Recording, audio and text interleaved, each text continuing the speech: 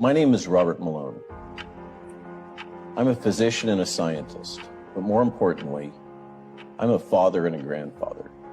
I'm vaccinated for COVID, and I'm generally pro-vaccination. I've devoted my entire career to developing safe and effective ways to prevent and treat infectious diseases. Before you inject your child, a decision that is irreversible, Irréversible. I wanted to let you know the scientific facts about this genetic vaccine, which is based on the RNA vaccine technology I created. I ask you to ask yourself, as a fellow parent, if you want your child to be part of the most radical experiment in human history. Yeah, mRNA was the technology that we had less experience, only 2 years working on this. And actually, mRNA was a technology that never delivered a single product Ça n'a jamais until été that fait. day. Not vaccine, not any other medicine. So it was very counterintuitive, and I was surprised when they suggested to me that this is the way to go. This gene forces your child's body to make toxic spike proteins. These proteins often cause permanent damage in children's critical organs. These organs include their brain and nervous system. Their proteins often cause permanent damage in children's critical organs.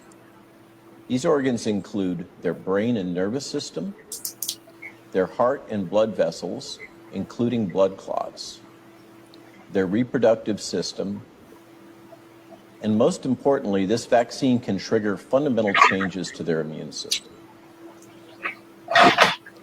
The most alarming point about this is that once these damages have occurred, this gene forces your child's body to make toxic spike proteins. These proteins often cause permanent damage in children's critical organs. These organs include... He says, I've just had a conversation with an upset midwife in a large 8,000 plus births per year hospital delivery unit. They've had a cluster of babies born this month who have been seemingly born healthy, but died within 48 to 72 hours from pulmonary hemorrhage. All of these babies, the same cause of death. And guess what they found? The common factor is all of their mothers vaccinated their child either before birth or during breastfeeding. C'est une situation de jamais vue. Du jamais vu. C'est ainsi que la pédiatre Sylvie Lafrenet décrit la situation à l'unité de pédiatrie de l'hôpital Fleurimont. Il faut savoir que ça fait 30 ans que je suis pédiatre, dont 20 ans aux soins intensifs. La tragédie que nous vivons en ce moment, c'est le petit bébé extrêmement malade. Quand je parle de petit bébé, c'est 8 jours de vie, 12 jours de vie, 18 jours de vie. En fin de semaine, c'était 6 bébés âgés de moins d'1 mois de vie qui étaient aux soins intensifs avec de l'aide, de l'oxygène, un tube dans la gorge pour les aider à respirer. Tous les hôpitaux du Québec débordent de petits bébés malades. Effective. These vaccines are safe. They are incredibly effective. Vaccines are safe and effective. Getting a booster different from your original vaccination is likely safe and effective. But if there's one message that needs to cut through all this, the vaccines are safe. I promise you, they are safe and effective. Researchers have confirmed that the Oxford AstraZeneca COVID vaccine is safe and effective. My name is Robert Malone. Bonjour tout le monde. Bon jeudi 31 août 2023, l'introduction vous l'a peut-être un peu fait deviner. Aujourd'hui, à votre Carole Martel en direct, La vérité autrement. On parle des effets secondaires chez la femme enceinte. Évidemment que c'est un sujet qui est très, très, très dérangeant parce qu'ici au Canada, il y avait des règles et on protégeait la femme enceinte de toutes sortes de médicaments, de l'aspirine, de la petite crème que tu peux mettre sur ta peau qui pourrait pénétrer ton sang. Donc, mets en garde, pas d'injection pour la femme enceinte. Tétanos, tous les vaccins de base, ça c'est au Canada. Ça a été discuté. en 2000, je m'en souviens plus, vous irez vérifier, là, mais ils ont vraiment fait, en pleine pandémie, une discussion autour du vaccin de la coqueluche. Est-ce que nous allons vacciner ou pas la femme enceinte de la coqueluche? Comprenez-vous, c'est le premier comité d'éthique qui se met en place pour un vaccin qui lui a été, voyons, excusez-moi, pour un vaccin qui lui a été, ma foi, longtemps en circulation, pas 6 mois. Vous avez reconnu le président de Pfizer, cette grosse machine, qui lui-même parle de cet ARN qui a été inventé par le docteur Robert Malone, celui qui vous adressait cette mise en garde au début. C'est important, là, qu'on les écoute. La science versus la croyance. Croyez-nous, croyez-nous. Mais après, il y a les effets. Et les effets, c'est certain que vous les voyez autour de vous. On va aller écouter Alexandra Orion-Côte. Aujourd'hui, j'ai une série de petits rafraîchissements à la population saine, en santé, enceinte, en train de produire des cellules qui, chaque médicament que tu consommes quand tu es enceinte, tu n'en sais rien de ce que ça va aller causer à ton bébé. Fait que c'est pour ça que tu t'abstiens. L'alcool aussi. Les drogues, bien sûr. La caféine, la nicotine. Tous ces trucs sont loin de toi. Mais, vous l'avez vu, 6 mois après qu'ils aient injecté, pas obligatoirement, mais si tu te faisais pas injecter au Québec, tu perdais ton emploi. Puis il y en avait beaucoup dans le milieu de la santé qui étaient enceintes. Fait que cette répercussion dont parle la spécialiste à l'hôpital de Sherbrooke, c'était en septembre. C'était tout de suite après qu'on ait injecté des femmes qui étaient enceintes ou qui allaitaient. Ce groupe de médecine familiale qui font plus de 8000 accouchements par année à un seul endroit, c'est beaucoup de bébés que ça. Ont vu la même chose pour ces enfants qui avaient 24 à 48 heures, 1 à 3 jours de vie, mais ils n'ont pas ce qu'il faut pour vivre. On va aller écouter Alexandra Orion-Côte là-dessus. Je lui passe le micro. Qui sont notamment relevés par ces documents Pfizer, mais pareillement, vous avez déjà commencé à travailler sur ce sujet, c'est celui des femmes enceintes, vaccinées ou des femmes allaitantes. Oui, alors ça c'est pareil, j'ai lu, il y a que le titre de LCI, qui finalement du fact-checking de LCI, qui dit effectivement que on n'a pas d'assurance que Pfizer ait dit qu'il fallait injecter en gros les femmes enceintes et les femmes allaitantes. Alors je me souviens plus exactement du titre, mais enfin à peu près, c'est à peu près ça qu'ils disent, ce en quoi ils n'ont pas tort. En revanche, j'ai vu la tonalité de tous ces fact-checkers, c'est de dire ah, mais de toute façon c'est un vieux document et circuler, il n'y a rien à voir comme vous avez dit tout à l'heure. Alors c'est tellement un vieux document que j'ai repris au début. Je me suis dit mais il y avait un communiqué de presse en octobre 2021, donc c'est pas très vieux quand même, me semble-t-il, qui disait que effectivement il était toujours inconnu de savoir si le produit de Pfizer était excrété dans le lait humain. Ça, c'est un document Pfizer. Ça, c'est un communiqué Pfizer. C'est un document de Pfizer même. Donc, un petit rappel pour ceux qui se rappellent plus ou qui ne savent pas qui est Alexandra Orion-Côte, généticienne, qui a ses propres recherches, donc connaît très bien ce qui est un rapport scientifique. Elle s'est rapidement mis la main sur les rapports directement de Pfizer. Donc, elle, en tant que spécialiste, elle a pu aller analyser, elle a pu tout voir. Et c'est pour ça qu'elle est si importante dans le message qui est à livrer aujourd'hui. Danger, femme enceinte, femme qui allaite, enfant, bébé. Et c'est pas possible que ça ait lieu ici. C'est pas possible que toutes les sages-femmes du Québec se lèvent pas pour protéger aussi la femme dans cette stérilité qui est provoquée, on va le voir aussi dans les ravages sur le cycle menstruel des femmes, sur la stérilité des hommes. Mais les femmes enceintes, danger, danger. S'il y a quoi que ce soit comme mesure, comme obligation, comme quelque chose qui vous sonne une cloche que c'est pas normal, faites-le pas, OK? Refaites pas cette bêtise pour ceux qui l'ont faite, puis les autres, éveillez davantage les femmes enceintes autour de vous. C'est vraiment un cri de tous les médecins au Québec qui sont peut-être muselés pour le moment, mais ils vont payer cher leur silence très bientôt.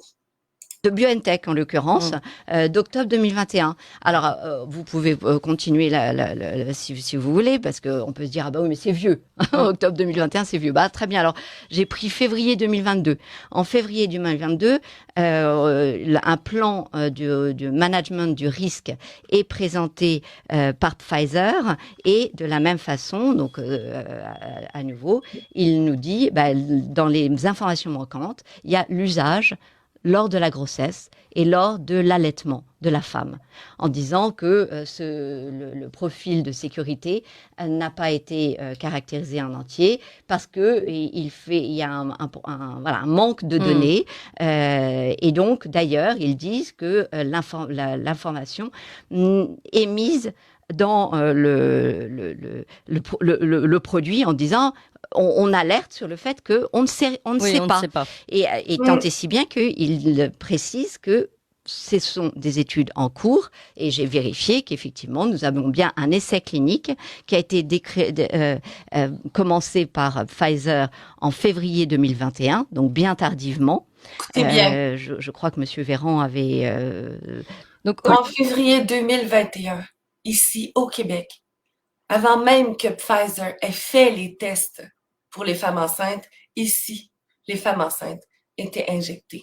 Entre tout ça, oui, c'est ça, entre la première annonce du document de BioNTech dont vous parliez d'octobre 2021 et celle de 2022, eh bien lui, en juillet 2021, a publiquement annoncé qu'il fallait vacciner les femmes enceintes et puis lui-même pratiquer la vaccination de l'ancienne députée LREM devenue secrétaire d'État, Olivia Grégoire. Voilà, donc sans attendre la fin de l'essai clinique lancé par Pfizer, sur très peu de femmes et qui ne répondra pas de toute façon au problème de l'allaitement, de ce que j'ai vu de cet essai clinique, qui est vraiment savoir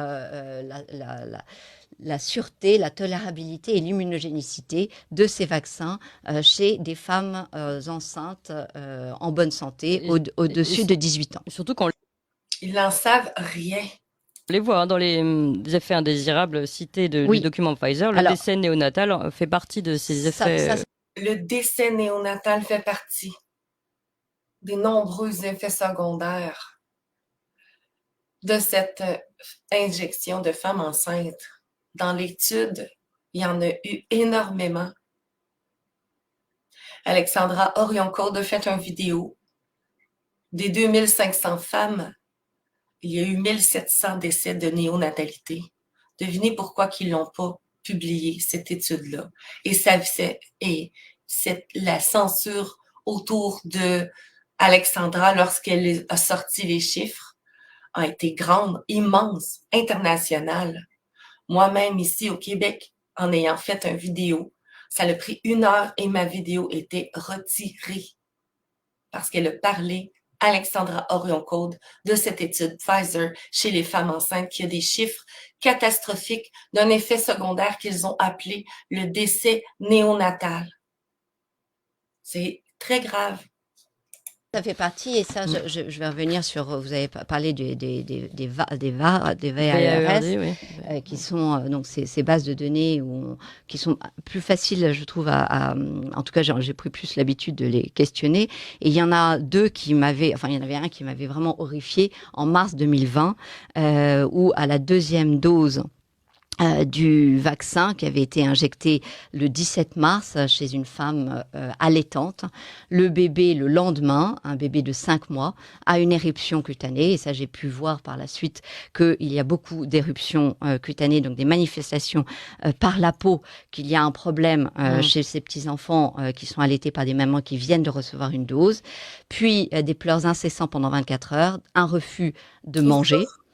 De la fièvre et là explosion de ces enzymes du foie qui montrent que donc le foie est en grande souffrance et la conclusion était thrombocytopénie purpura et le décès de l'enfant. Je trouve que ça fait partie de ces cas moi qui m'ont énormément marqué parce que on ne savait pas, on savait théoriquement, l'ARN circule dans tous les fluides naturels, donc notamment dans le lait, par exemple les micro-ARN, on en a dans le lait maternel. Donc en théorie, il est logique de penser que ces petites particules lipiduques injectées vont probablement circuler. Je n'en sais rien, on ne sait pas, ça n'est pas documenté. Donc on ne sait pas, je ne vais pas spéculer. Est-ce qu'il s'agit seulement, parce qu'encore une fois, là, j'entends déjà les personnes qui vont vous entendre qui vont dire oui, mais ça arrive tout le temps, c'est un effet indésirable. Oui. Il y a eu qu'un cas comme ça? Non, il y a un très beau tweet que mon collègue Marconius a fait cette nuit en reprenant cas par cas. Donc non, les cas ne sont pas isolés, hélas. Et ils sont suffisamment terrifiants. Enfin voilà, c'est-à-dire que encore, moi je préfère donner tout de suite le numéro. Ce numéro du VAERS, c'est 116 60 62, celui de mars 2020 avec cette éruption cutanée et qui est suivi par plein d'autres cas. Je vous ferai remarquer qu'ici au Canada, ils ont décidé de ne pas apporter les données au VAERS.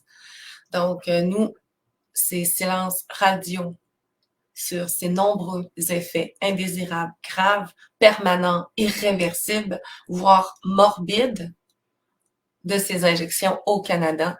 Merci à nos premiers ministres, à nos députés et à toute cette belle gang qui permettent que la santé des Canadiens, des Canadiennes, des Québécois, des Québécoises, peu importe, soit en péril. De cette façon, on parle des enfants, on parle de effets secondaires et ce ne sont que des petits cas qui sont répertoriés. Je ne peux pas vous les donner ici au Québec. Ils sont cachés. Alors, je regarde dans un pays là-bas où il y a une spécialiste, Alexandra Orion-Côte, qui, elle, est très bien placée pour analyser tout ça.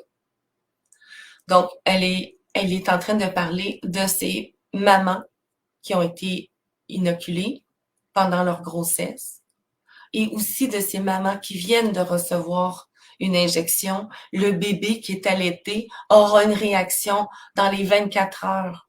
C'est normal. C'est du lait maternel. Tout passe comme dans le placenta, qui est l'espace de vie entre maman et bébé, où le cordon partage le même sang. C'est facile à comprendre. Évidemment qu'ils n'ont pas sorti d'études pour la femme enceinte. Alexandra se permet de dire, en tout cas, c'est facile à comprendre. Mais Ingrid Boyau ou toutes les autres spécialistes en maternité, en allaitement, sauraient très bien vous l'expliquer. Bien sûr que tout ce que maman consomme ou se fait injecter passe dans le sang, dans le lait maternel, qui est la nourriture de l'enfant. D'éruptions cutanées de ces petits bébés allaités. Il y a d'autres cas, et c'est pour ça que je ne suis pas très réjouie par une publication de Pfizer de documents confidentiels, parce que de toute façon, il y a des choses qui disparaissent. Et il y a notamment un cas qui vient de disparaître de sa base de données, qui est le cas 1887-456. Ça m'ennuie beaucoup parce que c'est un cas qui m'avait à nouveau beaucoup touchée. Le 18 novembre 2021, un petit enfant de 2 ans a été injecté avec sa première dose dans l'Arkansas et il est décédé dans les 6 heures. Il a développé une hémorragie avec du sang qui coule des yeux, des bouches, de la bouche, des oreilles. Donc c'est quelque chose d'assez, ça doit être quand même assez traumatisant. C'est quand même aussi assez grave comme crime de la part d'un laboratoire de retirer un cas type, de le faire disparaître aux yeux et aux vues de tous. Ça leur prend des petits bons avocats, je vous le jure, ils ont que ça, des milliards de bénéfices pour investir pratiquement tout ce qu'ils ont dans les avocats, pour ne serait-ce que gagner du temps, continuer d'injecter. Vous irez voir le film, la série Netflix sur Painkiller, une grosse big pharma qui était dans le scandale des opioïdes, qui savait que c'était de l'héroïne, que les gens en étaient accros, que le sevrage était douloureux, c'était criminel, c'était de la vente d'héroïne à ciel ouvert. Et ils ont juste, année après année, gagné du temps en achetant les politiciens, les journalistes, tout le monde. Il y avait une campagne menée par la firme McKinsey à l'époque pour que cette pilule tellement rentable continue, mais elle a amené un fléau de criminalité. Les gens étaient dopés à l'héroïne solide. Il y avait 40 morts par jour qui ont été calculés pendant qu'eux autres, ils faisaient juste continuer de faire tourner la machine. C'était un génocide hallucinant, une criminalité qui s'est installée et ils ont laissé faire ça. Fait que si les chiffres des mortalités de bébés, des fausses couches que vous avez vues autour de vous, des bébés qui ont ces saignements, qui ont des thromboses, qui ont des morts subites autour de vous, ben, si vous ne faites rien puis que vous ne dénoncez rien, eux autres, ils ont le plein contrôle et ils vont continuer. L'automne arrive. Qu'est-ce qu'ils ont déjà choisi de vous proposer? Parce que c'est sûr et efficace. Ils ont le culot de vous ramener les arguments 2 ans après que tout ça soit sorti du fabricant même. C'est très difficile à croire. Comme Martineau le dit, il a tapé fort sur les complotistes. Pendant ce temps-là, les criminels continuent. Eux autres, les journaleux véreux, ont été les collabos, les complices.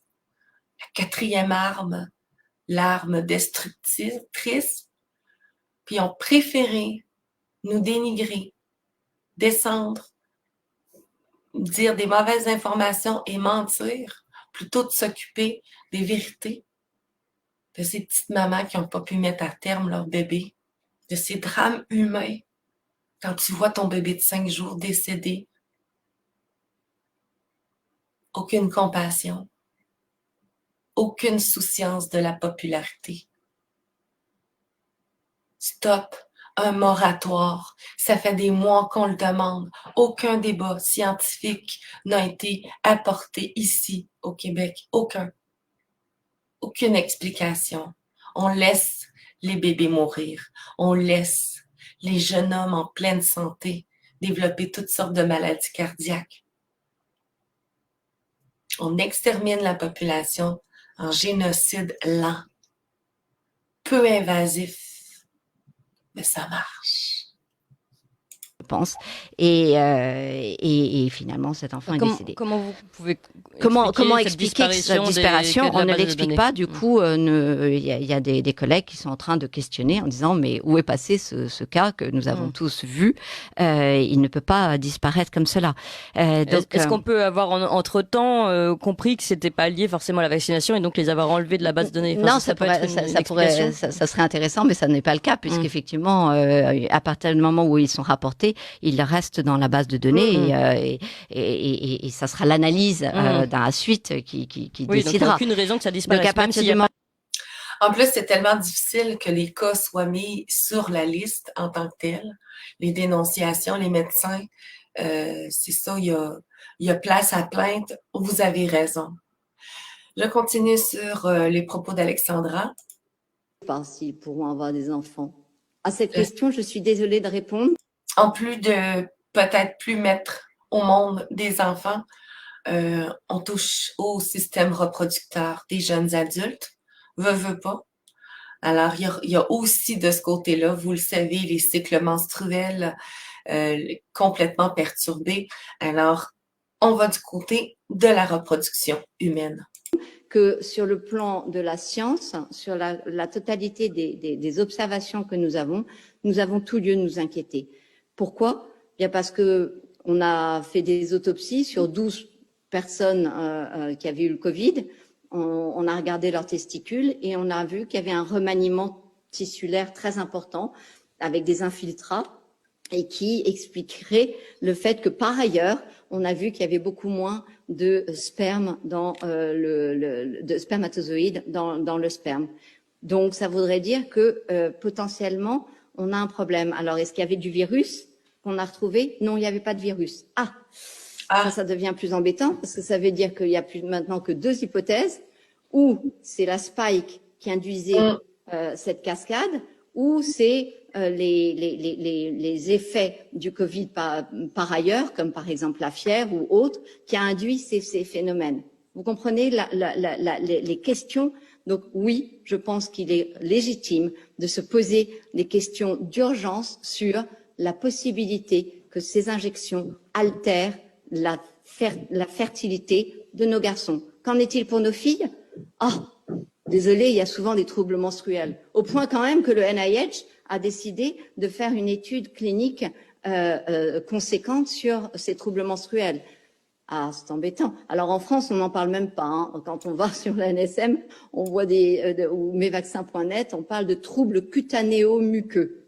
Intéressant, c'est un nouveau chapitre, alors qu'on ne sait même pas si ces troubles menstruels sont d'ordre vasculaire, c'est possible, et ou d'ordre hormonaux, c'est possible. Les deux sont possibles. Pourquoi? Parce qu'au niveau hormonal, on sait que la réponse du récepteur, elle est cyclique, elle change avec les hormones. Donc, encore une fois, une vraie question qui se pose. Pendant combien de temps nos filles vont avoir ces troubles menstruels? Nos filles injectées, qui se sont injectées pour aller en boîte de nuit cet été, ou pour sortir, ou pour simplement parce qu'elles voulaient voyager, ou mieux, simplement parce qu'elles voulaient aller en fac, ou mieux, simplement parce qu'elles étaient sportives de haut niveau et qu'elles voulaient continuer leur carrière de sportive. Est-ce que vous vous rendez compte de la vie que nous sommes en train de créer à nos enfants? Alors oui, il est urgent de parler, oui, il est urgent de diffuser ces propos que nous tenons sur la Une TV et ailleurs, car ce sont des interrogations qui sont légitimes par la science.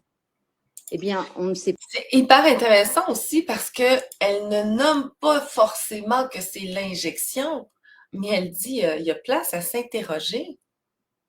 Il y a effectivement des problèmes de cycle, il y a des problèmes de stérilisation.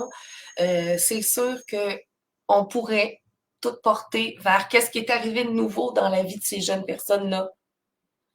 Est-ce que c'est l'alimentation? Non, ça fait longtemps que les aliments les empoisonnent. Est-ce que c'est l'air? Non, ça fait longtemps qu'ils empoisonnent l'air des enfants. Est-ce que c'est les médicaments? Non. Qu'est-ce qu'il y a de nouveau dans la vie de ces personnes-là? De ces femmes-là qui n'ont pas pu mettre à terme leur grossesse? Qu'est-ce qu'il y a de nouveau? N'importe quel scientifique répondrait et elles ont reçu l'injection. Mais admettons qu'on met ça de côté. On peut-tu s'en occuper? On peut-tu veiller à trouver le problème? Mais ils sont tellement occupés à tasser les cas, à pas les faire calculer, à inventer même des pathologies qui ont ni queue ni tête pour expliquer pourquoi que le nouveau-né est mort, pour expliquer pourquoi l'athlète de 35 ans est mort. Ils ont tellement occupé à payer par en dessous les victimes pour qu'ils se taisent. Ils ont des procès par-dessus la tête. Pfizer, on n'oublie pas que c'est la compagnie pharmaceutique qui, à ce jour, est le plus attaquée, qui a le plus remboursé pour ses produits qui ont fait du tort à la population.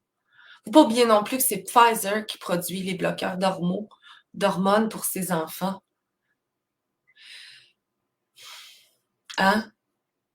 pour oublier que le président de cette compagnie est vétérinaire. Je ne veux pas insulter les vétérinaires. J'en ai vu des vétérinaires prendre soin de mes animaux, puis je me disais, oh mon Dieu, qui sont donc plus humains que les médecins. Je trouvais donc que mes animaux avaient des meilleurs soins que moi, ou que ma mère, ou que, tu sais, j'ai rien contre les vétérinaires. C'est plutôt ses petits amis politiques qui m'énervent dans son cas. On va aller continuer aussi. Côté recherche, c'est pas parce que le gouvernement fait pas sa job de protéger sa population qu'il n'y a pas des organismes puis des gens comme Alexandra qui ont pas à l'œil de tous regarder ça pour nous. On va aller du côté d'une commission très importante du côté de l'Europe, encore une fois. Les troubles menstruels. Et donc en fait, vous avez compris que nous, le réseau, on est surtout là pour identifier finalement les signaux. Enfin, les potentiels signaux, et ensuite c'est à charge de l'agence finalement de faire tout l'aspect réglementaire, remonté et échange avec le EMA. Nous, on est là pour s'assurer que tout ce qui se passe avec les vaccins et la vaccination, en termes d'effets indésirables, nous soit remonté. Alors, vous avez les moyens, il y a le portail, bref. En ce qui concerne les troubles menstruels. Les troubles menstruels, la vaccination pour les femmes en âge de procréer, qui peuvent être concernées par les troubles menstruels, elle débute à partir d'avril 2021. Et dès le mois de juin, on repère effectivement qu'il y a des saignements et des saignements menstruels qui nous surprennent. Et donc, on indique effectivement au comité de suivi en juin 2021 que ces troubles-là nous préoccupent. Je ne sais pas si ça nous préoccupe, mais en tout cas nous surprennent et qu'on souhaite les suivre particulièrement. On en refait un deuxième suivi en juillet au comité de suivi suivant. On en refait un en septembre. Et là, en septembre, on a travaillé donc les 2 vaccins ARN, mais également les vaccins adéno, parce qu'on est effectivement surpris du nombre de déclarations sur ce sujet-là. On ne comprend pas très bien comment ça fonctionne, parce que les tableaux sont très larges. Ça va du saignement à l'aménorrhée, c'est-à-dire à l'absence de règles, à des douleurs utérines très, très violentes. Et donc, on décide d'en faire un descriptif très précis. Donc, on a pris en septembre la totalité des observations qu'on avait reçues pour pouvoir les analyser très précisément, un par un, 4000 cas qui ont été regardés dans le blanc des yeux, un par un. Et on a donc proposé un rapport en décembre décrivant très précisément les caractéristiques des événements qui nous étaient rapportés. Alors, nous, au niveau français, depuis le mois de juin, on considère que ces cas-là sont à suivre parce que, à titre individuel, on entend ce que nous disent ces femmes qui disent qu'elles sont réglées régulièrement et qu'elles sont déréglées ou qu'elles ont des saignements plus abondants, mais on n'a pas, au titre collectif, on n'a pas les moyens, nous, de faire les estimations collectives. Donc l'estimation collective, elle revient à l'Europe. L'Europe, elle, a été saisie de cette question cet été, l'été 2021, et en décembre 2021 décide de clore le sujet parce qu'elle estime qu'il est compliqué de trancher parce que comme les troubles menstruels c'est quelque chose d'assez fréquent en population générale et que c'est multifactoriel, notamment avec les histoires de stress, en fait l'Europe décide que finalement elle n'a pas les moyens d'estimer si jamais il y a un lien avec le vaccin et clôt le signal.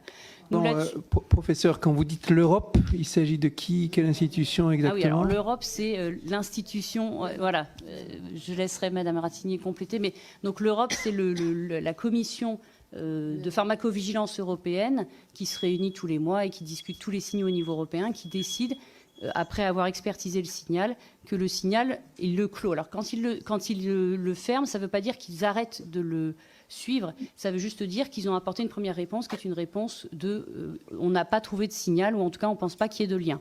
Donc si je comprends bien, au début c'est vous qui avez identifié un signal simplement par des témoignages recueillis. Exactement. Alors c'est pas des témoignages, ce sont des déclarations de pharmacovigilance. Des déclarations de pharmacovigilance, c'était pas quelque chose qui était a priori attendu, donc ça vous a pas du tout. Et donc, il était tout à fait logique de faire un lien, de s'en préoccuper, de faire un lien.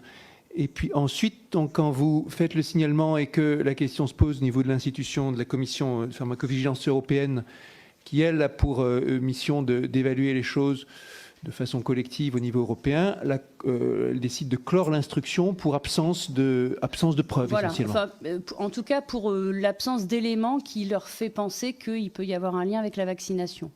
Et en fait, à la suite du travail qui a été fait, alors nous, très précisément au niveau français, mais aussi d'études, notamment aux États-Unis, très précises, l'Europe a décidé de rouvrir le signal en février, je vais y arriver, en février 2022, sur 2 points particuliers. Donc le point des saignements abondants qui gênent la vie quotidienne et le point des aménorrhées, donc des absences de règles pendant plus de 3 mois. Ici, c'est incroyable le nombre de jeunes femmes, le nombre de femmes préménopausées qui ont eu des problèmes menstruels puis qui se sont demandé, mais veux-tu bien me dire pourquoi? Ici, le débat n'est même pas ouvert. Ici, on a des jeunes filles qui arrêtent d'être menstruées. On s'en inquiète pas. Elle sera peut-être plus capable d'avoir d'enfants, hein? Il faut des menstruations pour avoir des enfants. Tu te préoccupes tellement plus de ton être, de ton corps, de ta fertilité, de tes hormones, de tout ce magnifique corps humain qui est magique quand tu y penses. Donc, ces femmes, c'est ça. Oui, il y a beaucoup d'inquiétudes. Fait que oui, il y a des gens qui essaient de savoir pourquoi, puis qui se font barrer partout dans les laboratoires. C'est dur d'en parler, c'est dur d'avoir un débat. Moi, je réfère toujours à la fois où on a essayé avec des microscopes très perfectionnés qu'on retrouvait dans certains laboratoires québécois. On voulait aller voir qu'est-ce qu'il y avait dans ce masque-là qui nuisait tant aux enfants. On s'est fait barrer tous les laboratoires qui avaient ces microscopes-là. Oh non, ils ne pouvaient pas. Oh non. Même si on payait là, au privé, on peut faire des demandes au privé, auprès de certaines universités, certains laboratoires. Ça a été des noms partout. Là, on essaie de découvrir. Parce qu'il y a des victimes. Moi, c'est ce que j'ai vu du côté des témoignages de ces jeunes femmes qui ont de la souffrance, des douleurs atroces, des problèmes au niveau de leur utérus, des crampes, peu importe. Puis les médecins qu'elles vont voir, là, il y en a 1 sur 2 qui ressort avec un antidépresseur. C'est vraiment, vraiment difficile. Même chose pour celles qui ont eu les témoignages, celles qui ont eu des trucs au cœur. Ils se sentent pas bien. Non. Bon, ben, dépression, toutes sortes. Tu ressors. 1 sur 2, 1 sur 3 sortaient de le bureau du médecin. Ça veut dire qu'elles n'ont pas été écoutées, qu'elles n'ont pas été entendues, que le médecin n'a pas fait sa job d'aller chercher pourquoi. Parce que c'était un effet secondaire. C'est ça qui justifie que tu fais pas ta job. C'est criminel, hein? Il y a beaucoup de gens qui vont regretter d'avoir gardé le silence, dont tout le corps professionnel autour de la santé. Ils le savent, puis ils ont continué. Juste pour garder le job, hein? Eux autres aussi veulent continuer à voyager, puis se payer leur gros char, puis leur gros luxe. C'était très important. Puis maintenant, ils sont pris dans la machine. C'est à nous de faire ce qu'il faut pour peut-être le botter le cul un peu plus. Donc cette enquête est en cours hein, et on attend les résultats de l'enquête au niveau européen pour le mois de juin de cette année. D'accord ? Donc le signal, en fait, bien sûr, a été réouvert devant le nombre de cas et les nombreux pays. On n'était pas les seuls. Les Norvégiens, les Suédois, les Anglais ont insisté en les Canadiens. Beaucoup de volume. Alors, ce sont souvent effectivement des effets qui sont considérés comme non graves parce qu'ils n'amènent pas à l'hospitalisation. Ça dure un cycle. Donc, c'est pas considéré comme grave, mais c'est considéré suffisamment impactant la vie des gens qui sont concernés pour que ça fasse l'objet d'une préoccupation. Très intéressant. Elle a bien raison d'ailleurs. Elle est assez conséquente parce qu'elle est sur le futur. Ma première préoccupation, elle est sur la fertilité des enfants et des jeunes qui ont été massivement injectés. Pourquoi j'ai cette inquiétude ? Il suffit, et c'est dommage que je ne puisse pas partager mon écran pour cela, Il suffit de regarder les profils enfin, alors là, je vais parler avec un mauvais langage, donc je refais, ça c'est un langage scientifique. Il suffit de regarder les lieux où s'expriment les petits bras, les récepteurs de spike dans les testicules et dans tous les tissus féminins, reproductifs féminins. Et là, vous avez il y a plein de petits récepteurs différents, il y a plein de petits bras différents, et ils s'expriment d'une façon magistrale, tous, au niveau des testicules et au niveau de l'appareil reproducteur féminin. Donc ça, vous voyez, c'est quelque chose qui doit préoccuper tout le monde. Et qu'est-ce qu'on voit? On voit qu'effectivement, beaucoup de filles ont des problèmes, des filles de tout âge d'ailleurs, des femmes, ont des problèmes menstruels ou d'hémorragie d'ailleurs, parce qu'en fait, faire la différence entre hémorragie du vagin, hémorragie de l'utérus, etc., tout ce qu'on voit, eh bien, c'est pas si facile que ça si jamais vous n'allez pas consulter votre gynécologue. Donc voilà là mon signal d'alerte qui est tout à fait conséquent sur finalement ce que va être l'avenir, qui est l'avenir de la conception des hommes, la conception de chaque petit être qui est potentiellement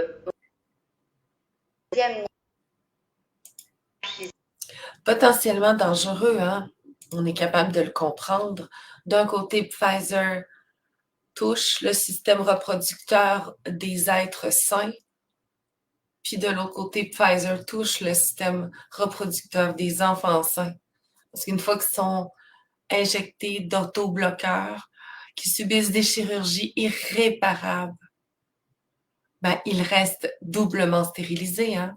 On l'a vu dans le Wokist Tu, avec Alain Soral, qui dans son vidéo, nous démontre aussi les chiffres inquiétants de ces enfants doublement stérilisés.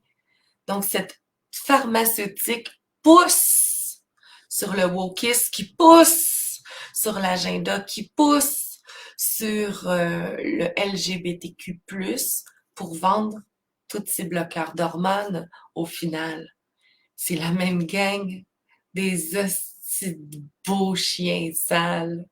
Ouais, c'est la même gang.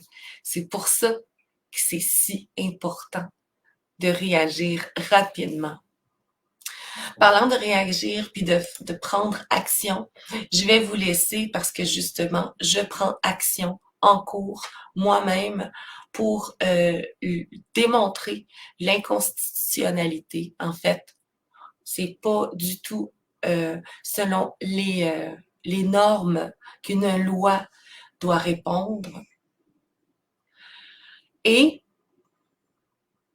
je tente de le démontrer aussi devant les juges.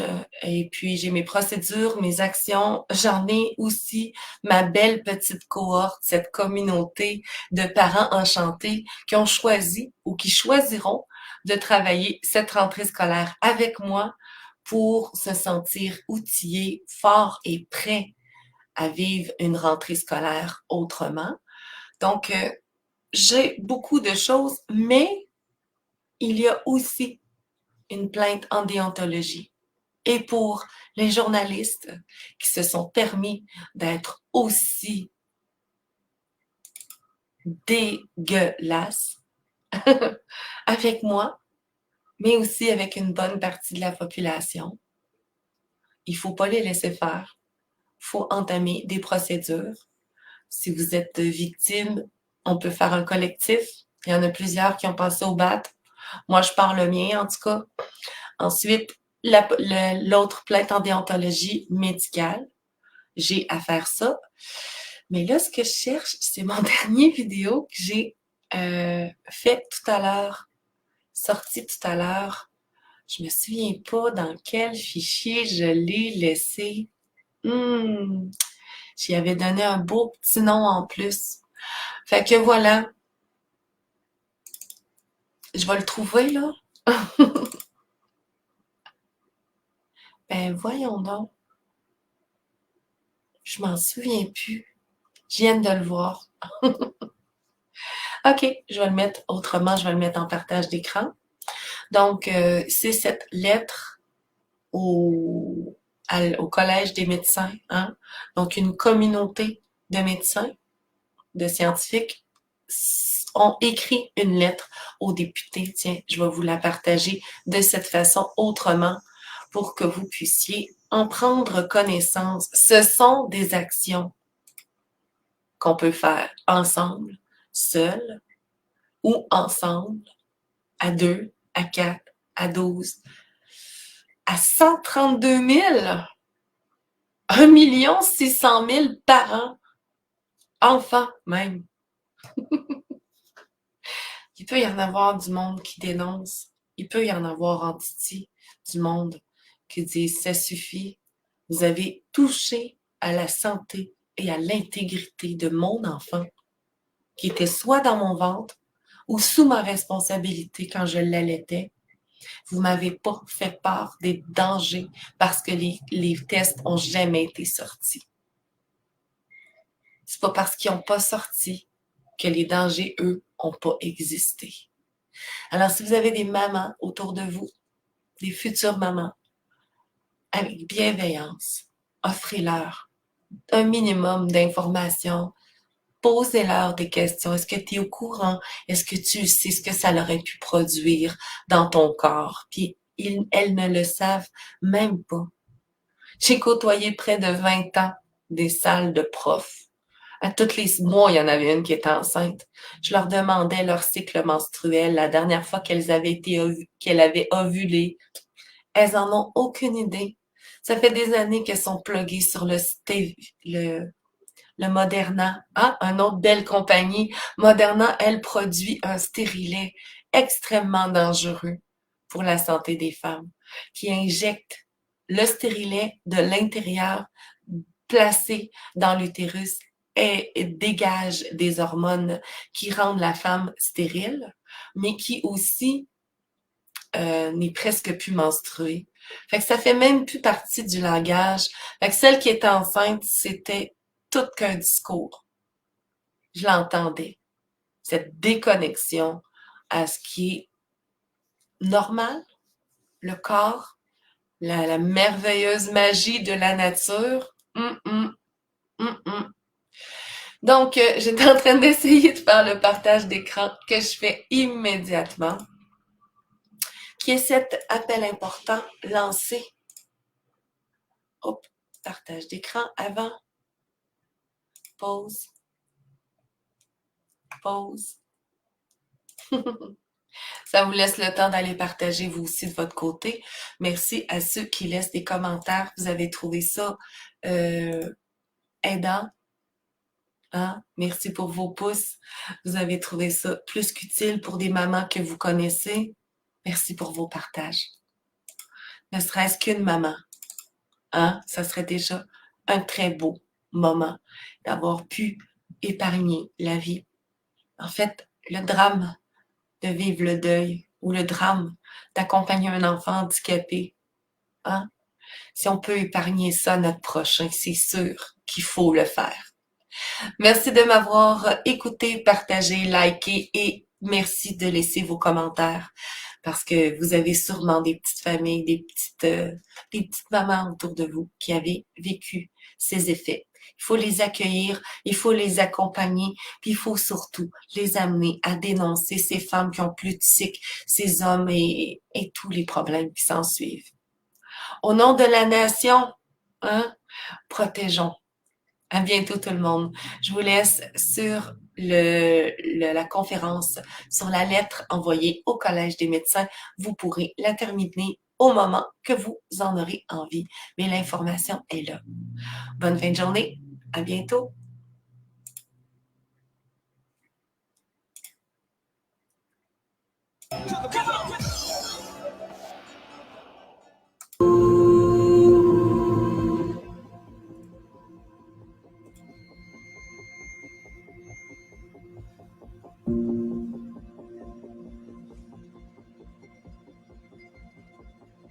Bonjour à toutes et tous. Pourquoi sommes-nous ici aujourd'hui? Le 7 décembre dernier, sur invitation, 2 médecins ainsi que 3 chercheurs PhD, dont 2 spécialistes en ARN messager, ont rencontré les administrateurs du Collège des médecins du Québec Ceci Je l'interromps quelques instants. Petite annonce avant de quitter. C'est certain que je n'utiliserai plus le format sur lequel on se rejoint aujourd'hui. Hein? C'est la dernière journée que j'utilise la plateforme. Pour ceux qui le savent, suite à cette mauvaise expérience, je quitte. Puis, je vais aller me retrouver ailleurs, d'autres endroits. Donc, j'ai commencé la chaîne Parentalité sur YouTube avec des petits lives, on va pouvoir s'y retrouver. Puis, je vais aussi faire ça sur la chaîne YouTube Carole Martel en direct, que je déplace, que je déménage, je décalisse d'ici. Alors, je vais sûrement choisir de dénoncer les raisons pour lesquelles me faire voler, j'ai pas aimé ça. Si j'ai le goût de donner de l'argent à quelqu'un pour l'encourager, je vais le faire de bon cœur, mais de me le faire extorquer comme ça, j'ai pas aimé ça.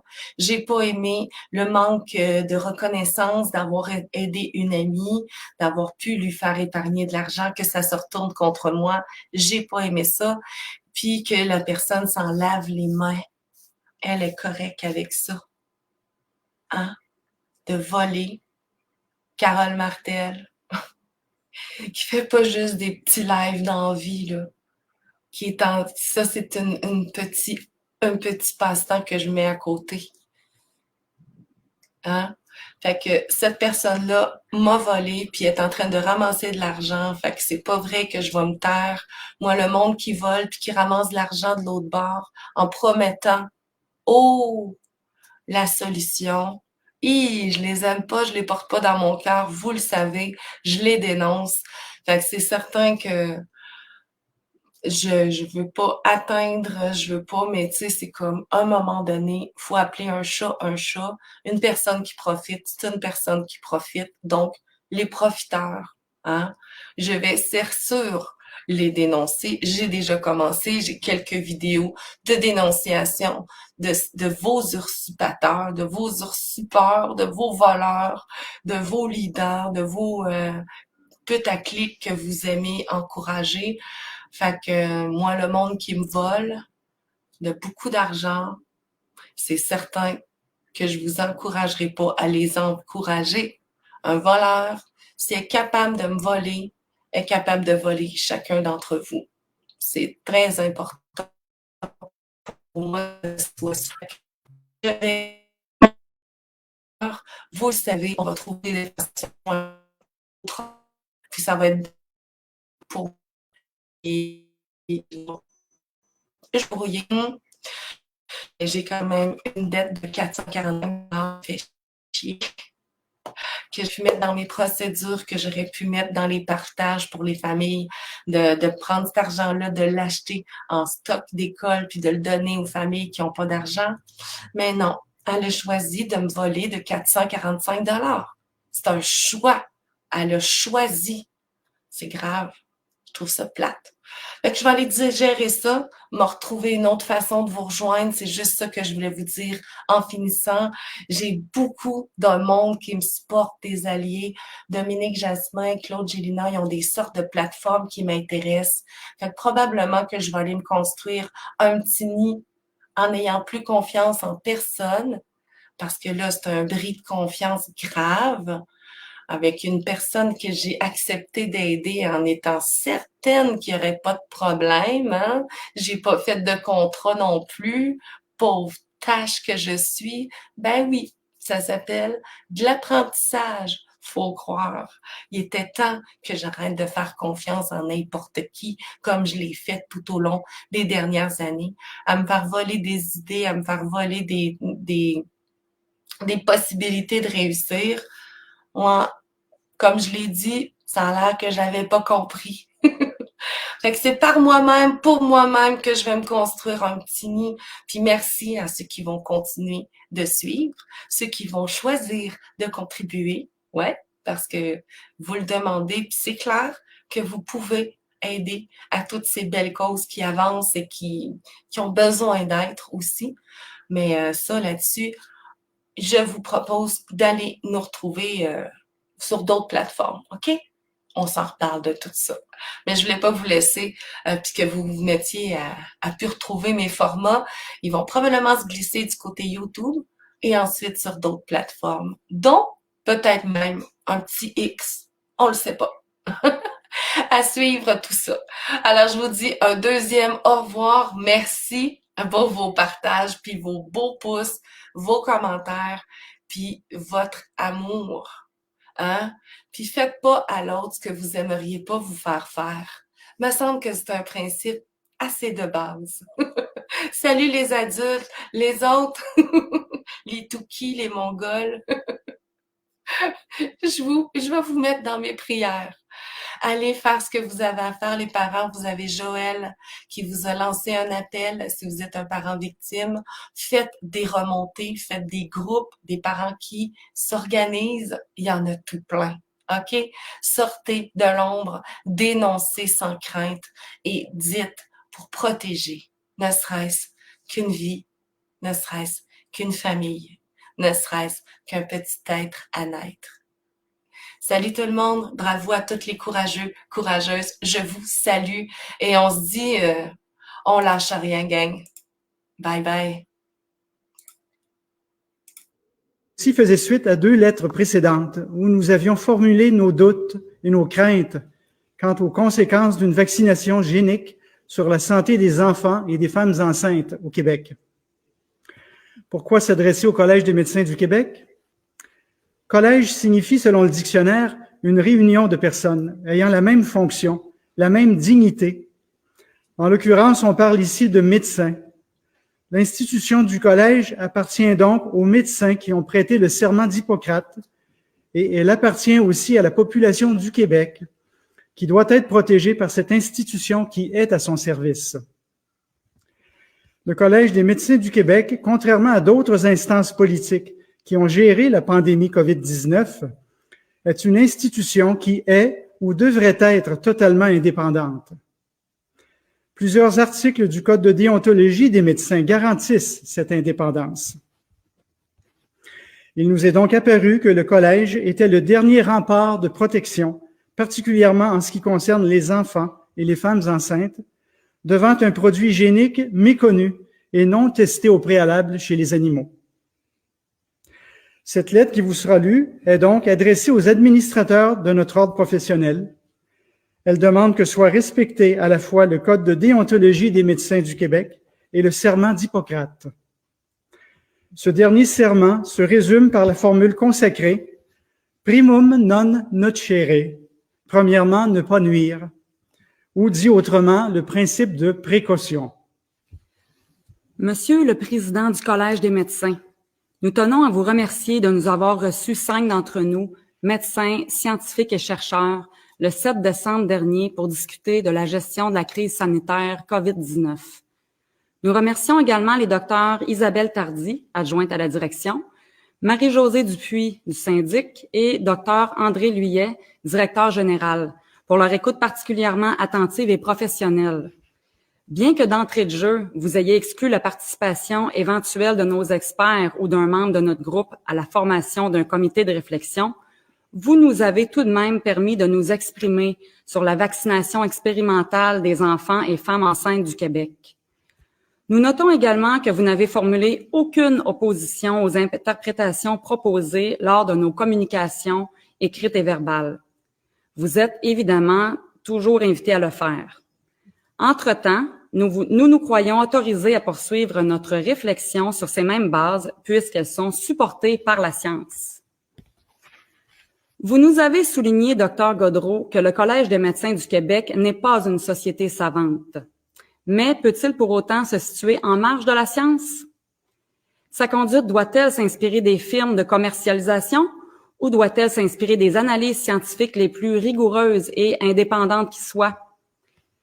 Les véritables motifs que poursuit l'industrie en matière de vaccination des enfants sont, d'une part, mettre les fabricants sous le parapluie juridique de la loi sur les vaccins en leur garantissant ainsi une immunité judiciaire totale conférée par ce statut particulier et, d'autre part, s'assurer un revenu récurrent considérable année après année en introduisant ce produit dans le calendrier vaccinal des enfants.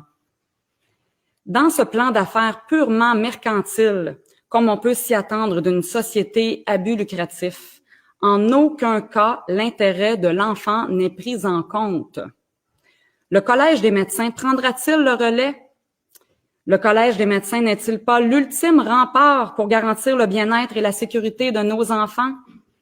De quel côté de l'histoire, de la science et de l'éthique sur ce sujet capital touchant les enfants et les femmes enceintes du Québec, le Collège des médecins du Québec se positionnera-t-il?